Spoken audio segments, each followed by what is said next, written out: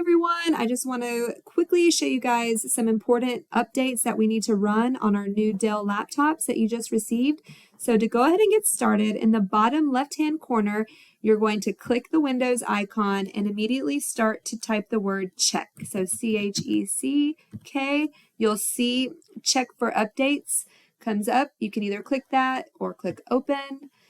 From there, you will go ahead and view optional updates. Once you click that, you need to click driver updates.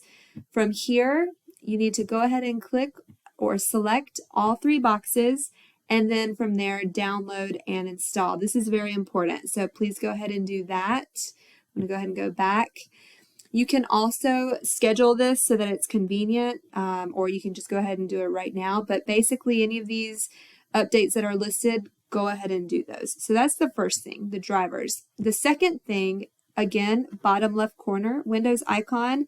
From here, you're going to type the word Dell, D-E-L-L. That'll show you the Dell Command Update app. I want you to click open. Once it opens, you'll need to make sure that you check for any updates that are required. Make sure all of your boxes are selected. You can also select automatically restart system, and that will take care of that. Click install and you will be good to go. If you have any questions, don't hesitate to let me know. And one more tip, I've had a lot of people ask me, where is Google Chrome? All you have to do is click that bottom left Windows icon and just type Google. Once you type G-O-O, you'll see the Google Chrome app pop up. If you right click it, which is a 2-finger tap on your mouse pad, you can then click pin to start or pin to taskbar. Mine's already on my taskbar, so it thinks I want to unpin it.